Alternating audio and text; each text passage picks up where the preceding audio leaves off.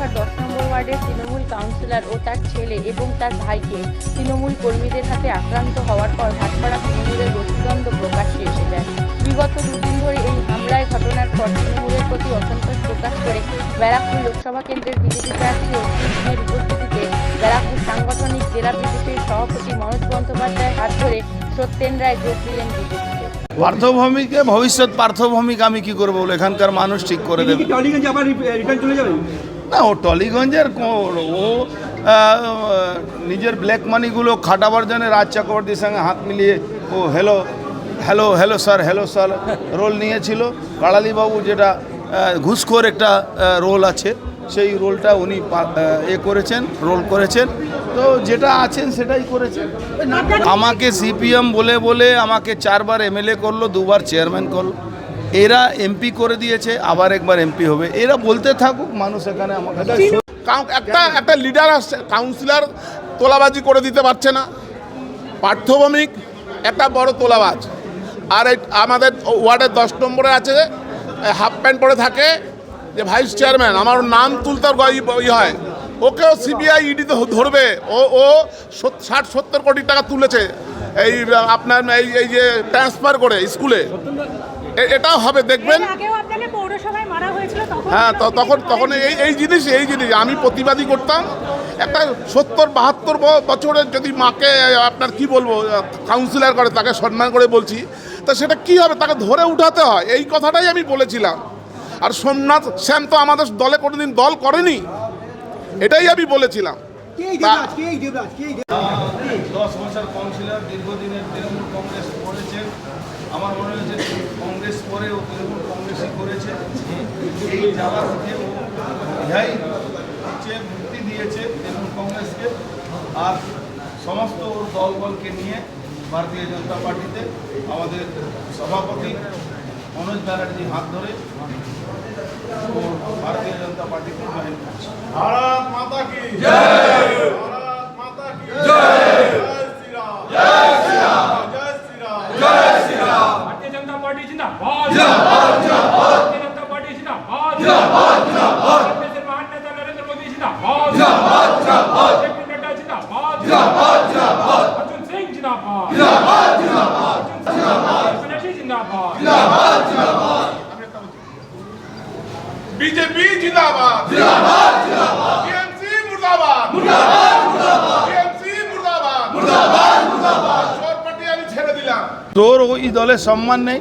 ও দল চোরদের দল, ও দল চাকরি চুরি করা দল, ও দল মাটি চুরি করা দল, ও দল ড্রেনের মাটি চুরি করা দল, পুকুর ভরাট করা দল, ওই দল গার্বেজ চুরি করা দল, গার্বেজ চুরি করে বিক্রি করা দল।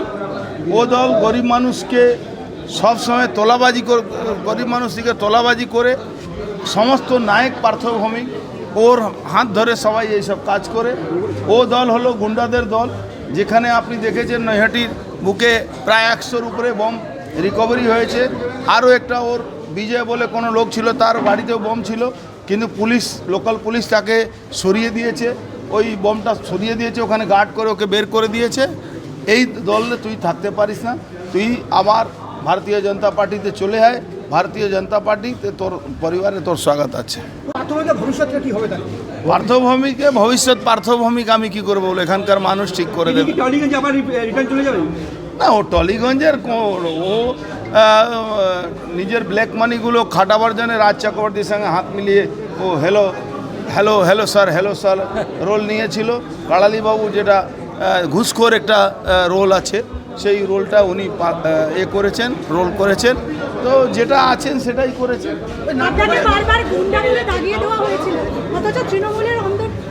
আমাকে সিপিএম বলে বলে আমাকে 4 বার এমএলএ করলো, 2 বার চেয়ারম্যান করলো। এরা এমপি করে দিয়েছে, আবার একবার এমপি হবে। এরা বলতে থাকুক, মানুষ এখানে আমাকে দেখুন, এই দলটা খুব মায়া করে করেছিলাম। তখন অর্জুন দাও আমাদের সঙ্গে ছিল, সবাই মিলে করেছিলাম। কিন্তু এই দলটা যে এত চোর, এত দুষ্টিকির, মানে কি বলবো, লজ্জা হয় আমাদের। এখন মনে হয় আমার দলে থেকে, আমি কাউন্সিলর, আমার ছেলেকে মারছে, আমাকে মারছে, আমার ভাইকে মারছে। আর পুলিশ দলদাল, এই পুলিশ হলো এদের, পুলিশ ছাড়া তৃণমূলের আর কেউ নেই। আজকে যেভাবে অর্জুন সিংয়ের সঙ্গে মানুষ আছে, আজকের অর্জুন সিংকে যেভাবে মানুষ আদর করছে, মানুষ দুহাত ভরে আশীর্বাদ করছে, এটা পার্থভৌমিক পাগল হয়ে গেছে। পার্থভৌমিক হেরে ঘরে ঢুকবে। একটা লিডার আসছে, কাউন্সিলর তোলাবাজি করে দিতে পারছে না। পার্থভৌমিক একটা বড় তোলাবাজ। আর আমাদের ওয়ার্ডের 10 নম্বরে আছে, হাফ প্যান্ট পরে থাকে যে ভাইস চেয়ারম্যান, আমার নাম তুলতে হয়, ওকেও সিবিআই ইডি ধরবে। ও 60-70 কোটি টাকা তুলেছে এই আপনার এই যে ট্রান্সফার করে স্কুলে, এটাও হবে দেখবেন। হ্যাঁ, তখন এই জিনিস আমি প্রতিবাদী করতাম।